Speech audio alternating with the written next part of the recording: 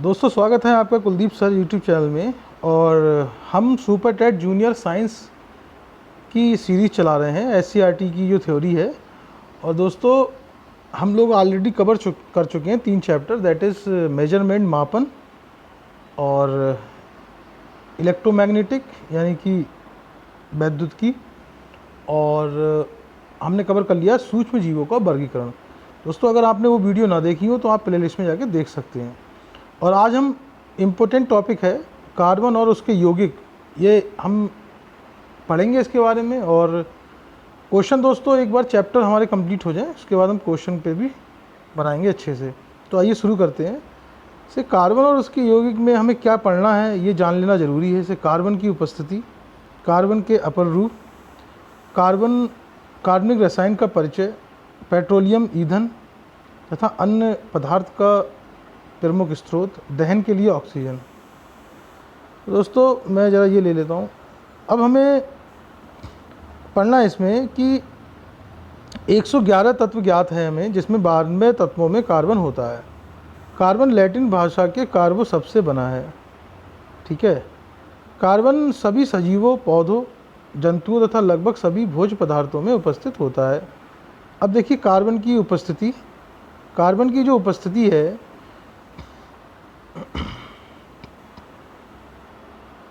Carbon की उपस्थिति देखते हैं दोस्तों।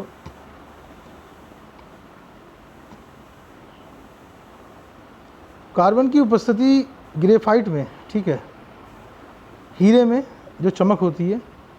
हीरा कैसा होता है? कठोर होता है। कार्बन कागज़, लकड़ी, रबर, टायर, कपड़े, तेल, साबुन एवं ईंधन के यौगिक के रूप में पाया जाता है। निर्जीव वस्तुओं में भी कार्बन मुक्त रूप से यानी कि तत्व एवं यौगिक दोनों ही रूपों में पाया जाता है। अब दोस्तों देखिए इम्पोर्टेंट क्या है। अब देखिए कार्बन में ये चैप्टर में दिया हुआ है कि संयुक्त अवस्था में कार्बनिक बहुत से यौगिक में पाया जाता है, जैसे चूना पत्थर। तो चूना पत्थर में भी कार्बन है, कैल्शियम कार्बोनेट। तो आपसे इसका फार्मूला पूछ सकता है एग्ज़ाम में। देखिए ये बहुत इम्पोर्टेंट रहता है ये दो चीज़ें, जैसे कि खाने का सोडा और धावन सोडा। जो खाने का सोडा है उसे सोडियम बाइकार्बोनेट कहते हैं, कि NaHCO3। देखिए दोस्तों Na के बाद H लगा है, जो H होता है इसी की वजह से सोडियम बाइकार्बोनेट हो गया। अब ये धावन सोडा है तो ये सोडियम कार्बोनेट बोलेंगे, ये Na2CO3 हो जाएगा। उसके बाद कार्बन डाइऑक्साइड ये हो गया। तो ये चीज़ आप याद रखेंगे, एक तो खाने का सोडा और धावन सोडा। खाने का सोडा सोडियम बाइकार्बोनेट और धावन सोडा सोडियम कार्बोनेट। और दोस्तों क्या दिया हमें कि नेचुरल गैस यानी कि प्राकृतिक गैस, LPG, पेट्रोल, डीजल, मिट्टी का तेल, पैराफिन्स यानी कि मोम, मैं जूम कर देता हूँ, पैराफिन्स, मोम और कोलतार, ठीक है। ये क्या है? ये सब देखिए लिक्विड पेट्रोलियम गैस है, LPG की फुल फॉर्म, ये पूछ लेता आपसे। और इन सब में कार्बन, ठीक है, कार्बन हाइड्रोजन के यौगिक के रूप में होता है, ठीक है, जिन्हें हम हाइड्रोकार्बन कहते हैं। इनमें उपस्थित प्रमुख घटक कार्बोहाइड्रेट, फैट, प्रोटीन, विटामिन आदि कार्बन के महत्वपूर्ण यौगिक है। तो ये आपसे पूछ सकता है, ठीक है। अगले स्लाइड पे चलते हैं। अब देखिए कह रहा है जिनसे शरीर को कार्य करने के लिए ऊर्जा प्राप्त होती है और शरीर की पेशियों, रक्त, ऊतकों व हड्डियों के निर्माण के सहायक होते हैं, इन सब से, ठीक है।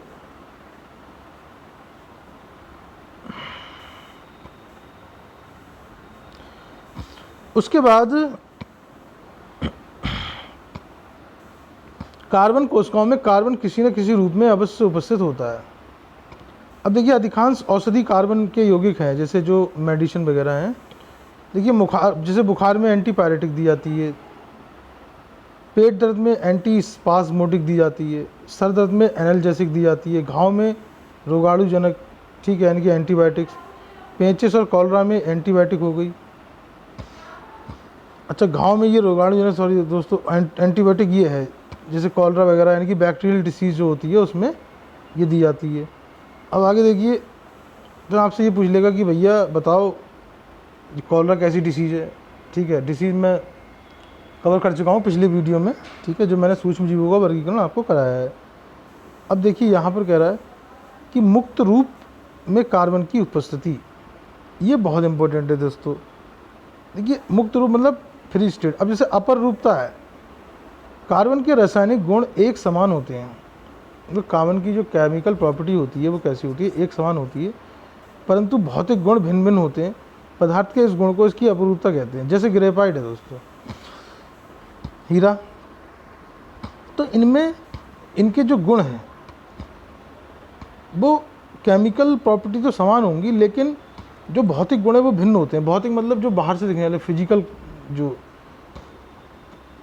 मतलब ग्रेफाइट और हीरा अंदर से समान गुण के होंगे, बाहर से विभिन्न होंगे, ठीक है, तो ये इम्पोर्टेंट है।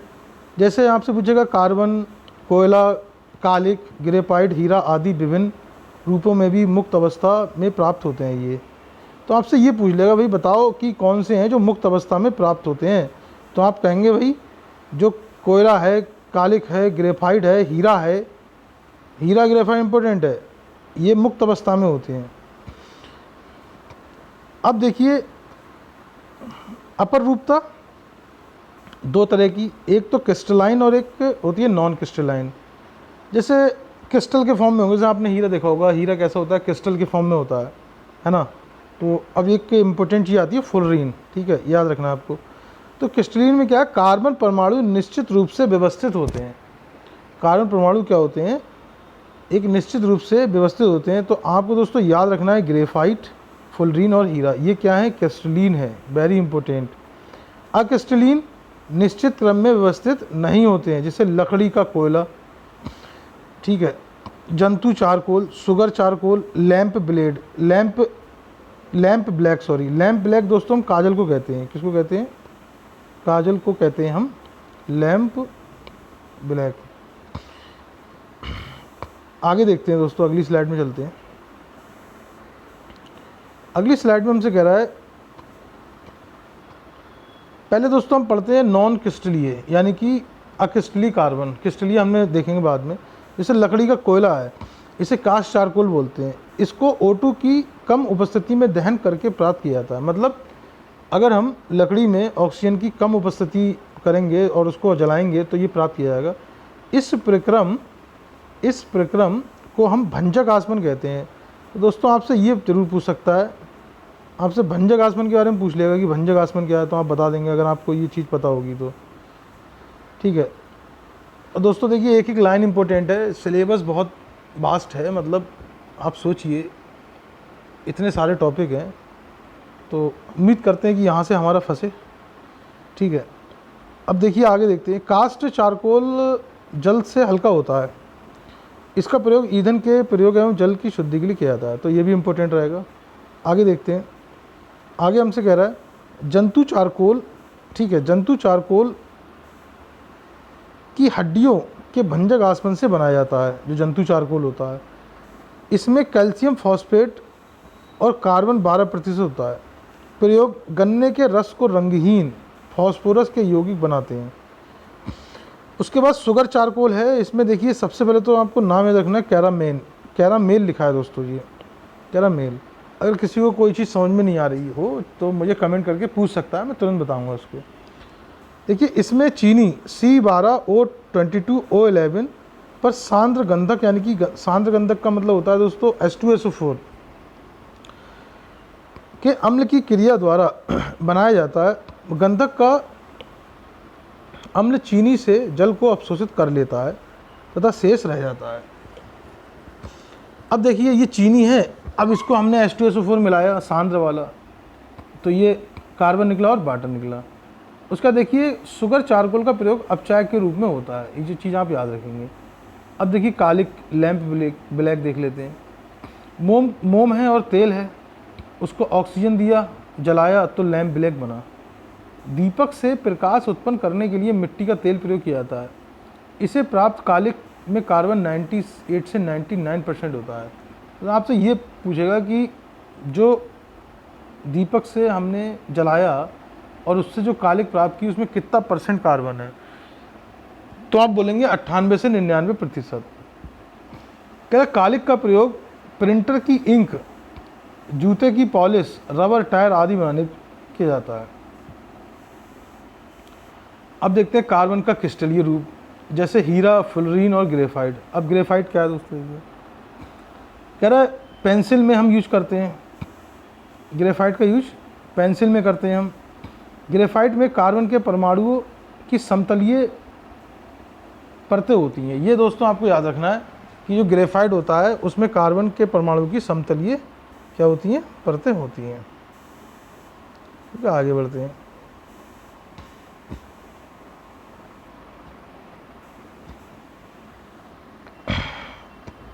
अब आगे देखते हैं दोस्तों। अब देखिए इसमें रिंग होती है, रिंग का प्रत्येक परमाणु 3 अन्य परमाणुओं से जुड़ा रहता है। ठीक है, और जूम कर लेते हैं। परतों के मध्य क्षीण बल लगता है, जिसके कारण ग्रेफाइट नरम और स्नेहक रहता है। ग्रेफाइट का गलनांक, ये देखिए इंपॉर्टेंट है, 3700 डिग्री सेल्सियस होता है। ये आपको याद रखना पड़ेगा। ये विद्युत का सुचालक है। ये ऑक्सीजन से क्रिया करके CO2 बनाता है। अब देखिए आगे, देखिए ग्रेफाइट अधिक मात्रा में चीन, भारत, श्रीलंका, उत्तरी कोरिया, मैक्सिको में पाया जाता है।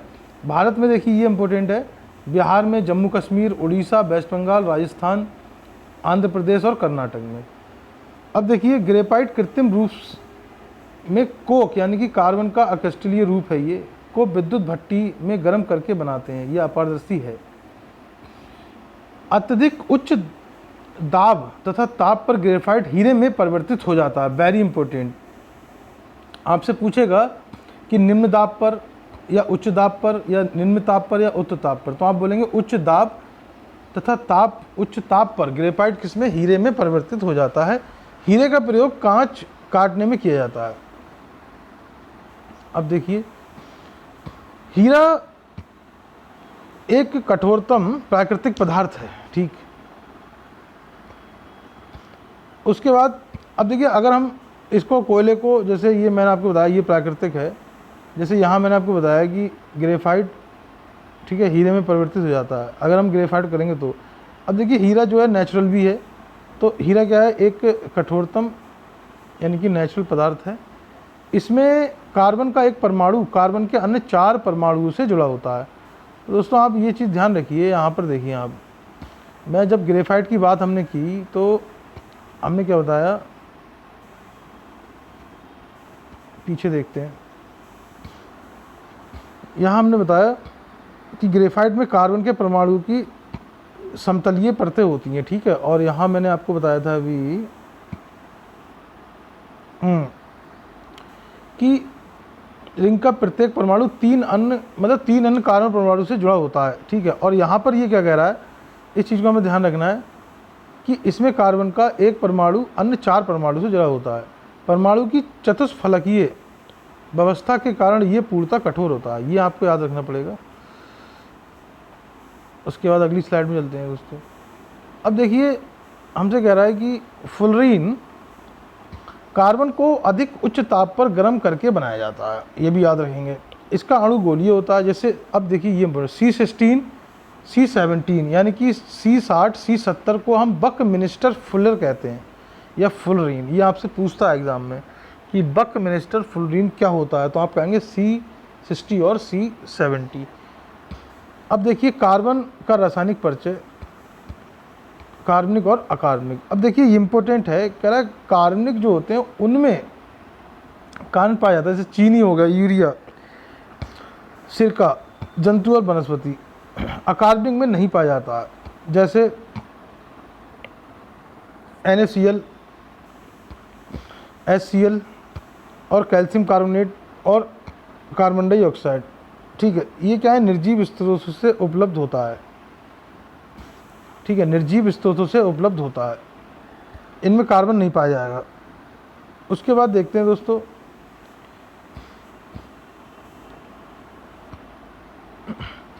कह रहा यूरिया प्रयोगशाला में बनाने वाला सर्वप्रथम कार्बनिक यौगिक है। यूरिया अमोनियम साइनेट को गर्म करके बनाया जाता है। ये देखिए रिएक्शन है, अमोनियम साइनेट को गर्म किया तो हमने यूरिया बना दिया। ये पूछ सकता है आपसे। उसके बाद कुछ कार्बन युक्त कार्बनिक यौगिक के अंतर्गत नहीं आते हैं। ये दोस्तों याद रखना है। जैसे carbon dioxide, carbon monoxide, bicarbonate, cyanide, ये कार्बन यौगिक के अंतर्गत नहीं आते हैं, ठीक है। सभी कार्बनिक हाइड्रोकार्बन या उसके डेरिवेटिव होते हैं तथा मीथेन एवं इसके डेरिवेटिव को छोड़कर लगभग सभी कार्बनिक यौगिक में कार्बन बंद होता है। अब देखिए दोस्तों, आगे देखते हैं। देखिए हाइड्रोकार्बन के बारे में बात करते हैं। हाइड्रोकार्बन कार्बन प्लस हाइड्रोजन के संयोग से बनता है, जैसे मीथेन, ईथेन, एथिलीन, एसेटलीन, ठीक है। इन सब के फार्मूले भी हैं, याद कर लेंगे आप।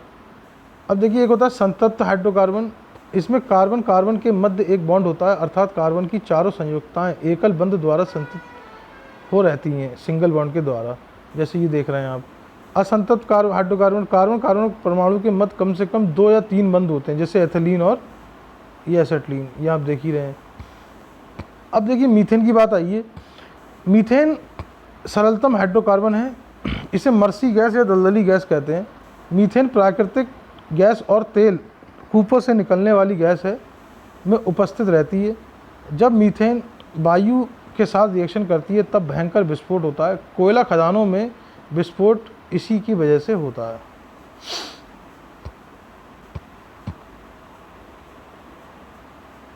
अब देखिए दोस्तों आगे,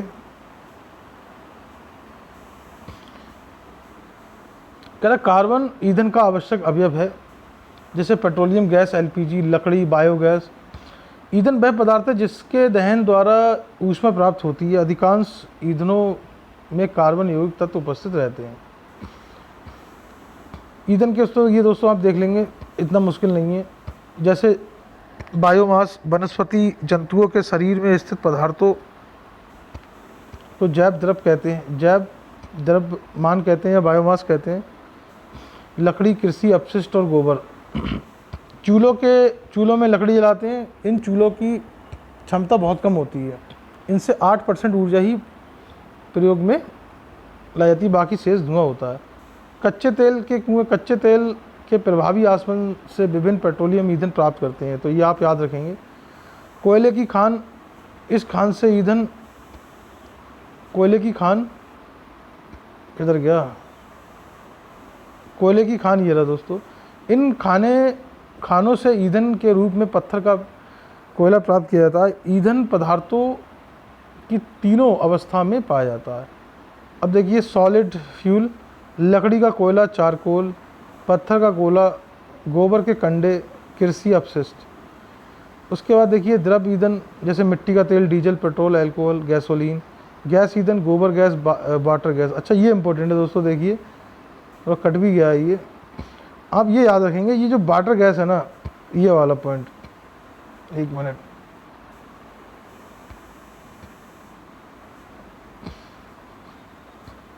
ये दोस्तों देखिए,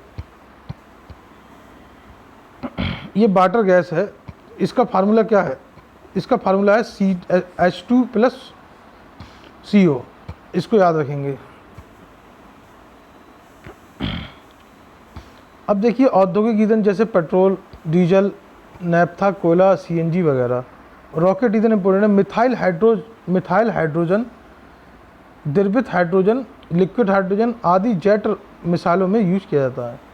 उसके बाद ये परंपरागत ईंधन है, ये दोस्तों पता ही आप पढ़ लेंगे, लकड़ी, कोयला वगैरह।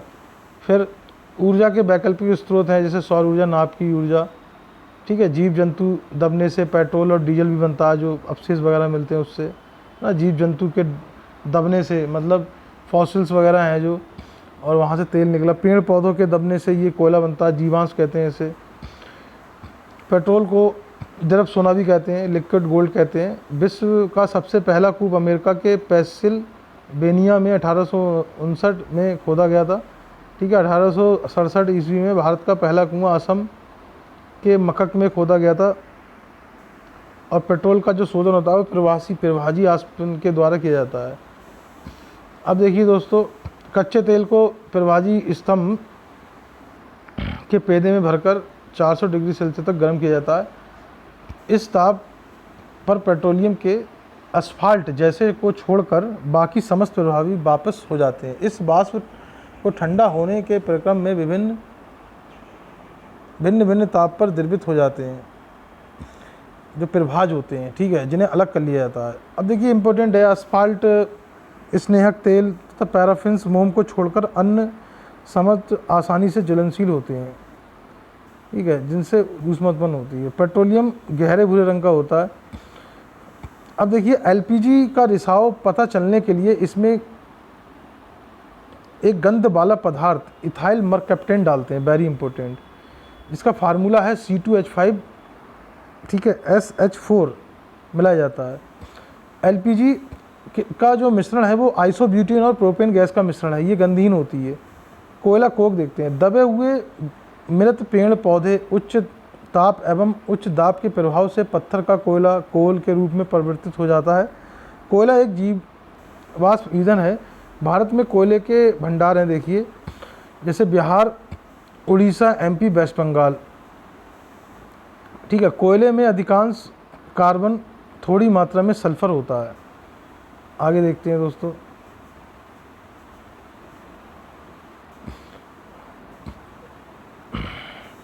अब देखिए लिग्नाइट पूछता है आपसे, इसे हम भूरा कोयला कहते हैं। इसमें 38% कार्बन, 19% जो होता है दोस्तों वो दाह पदार्थ होता है और 43% इसमें नमी होती है। डामर कोयला, इसे बिटुमिनस कहते हैं। 65% कार्बन होता है, सबसे महत्वपूर्ण कोयला है ये। एंथ्रासाइड 96% कार्बन होता है, 1% खाद्य पदार्थ तथा केवल 3% नमी। तो ये सब याद रखेंगे, बहुत इंपॉर्टेंट है दोस्तों ये। उसके बाद कह रहा कोयले से प्राप्त ईंधन कोलतार और कोक। कोल गैस हाइड्रोजन और carbon monoxide, methane, ethylene, acetylene का मिश्रण है। उसके बाद दहन के लिए आवश्यक है, देखिए किसी पदार्थ के दहन के लिए 3 चीज़ें आवश्यक हैं। सबसे पहले जलने वाला पदार्थ, ऑक्सीजन, पदार्थ को दहन ताप तक पहुँचाने के लिए ऊष्मा।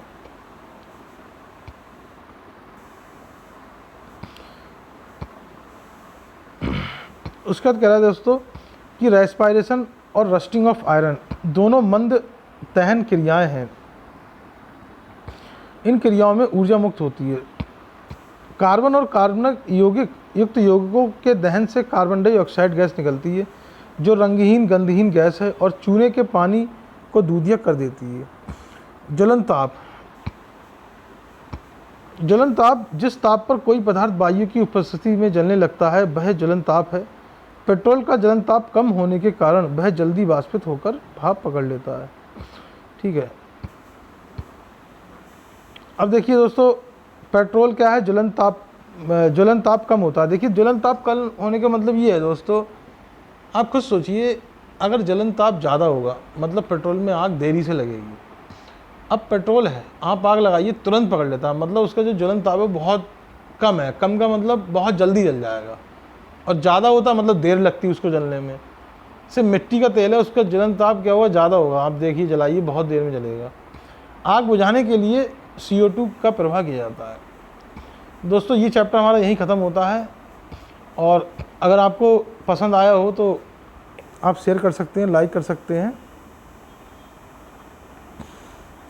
कमेंट कर सकते हैं दोस्तों, ठीक है। और ऐसे ही हम वीडियो लाते रहेंगे, आप वीडियो को देखते रहिए। ये आपके एग्ज़ाम के जूनियर एडिट एग्ज़ाम के लिए बहुत इम्पोर्टेंट है, ठीक है। इसको देखिए दोस्तों और बताइए कैसा लगा। Thank you.